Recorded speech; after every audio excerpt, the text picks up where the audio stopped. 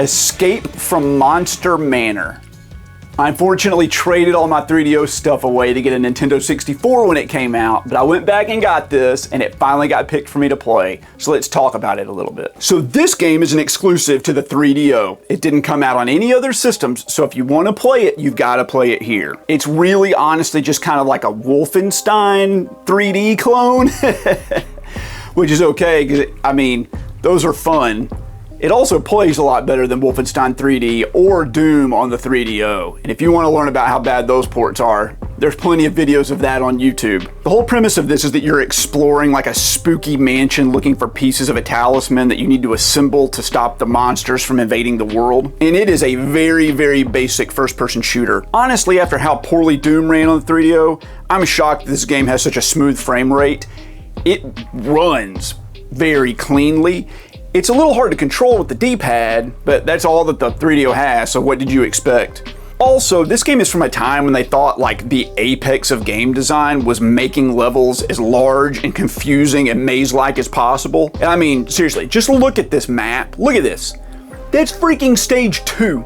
That is stage 2. What the crap?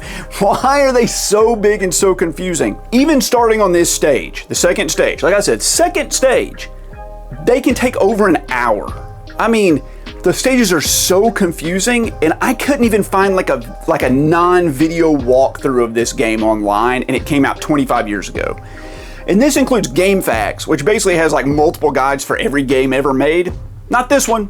No guides. A few maps here and there that are incomplete, but no guide. Not only are the levels super long and super huge, if you die, there are no checkpoints. So you start the whole stage over. And considering there are about 100 locked doors and 100 keys per stage, and that's not exaggeration, guys, you essentially have to explore the entire map every time. Also, you die in like 2 or 3 hits, and there are no iframes. So you can just like round a corner and get taken out. And basically a 1-second mistake can cost you like 90 minutes of your time. There are plenty of ways to restore your health, but it's not gonna matter if you just die pretty much instantly every time. Also, there's only one flipping gun in the whole game, and it has exactly 20 shots before you run out of ammo. And if you accidentally enter an area with a bunch of enemies, and you will, there may not be enough ammo to take them all out.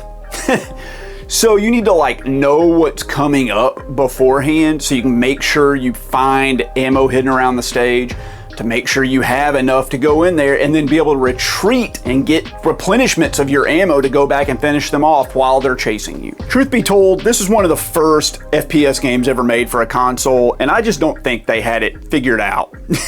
I don't think they had figured out what made first-person shooters fun yet.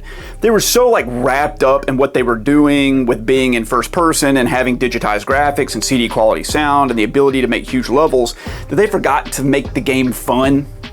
There's about 100 keys per stage, 100 locked doors per stage, tons of health, tons of ammo, but you need to kind of know where everything is, and you need to know where the enemies are going to be, and it's just way too much to ask.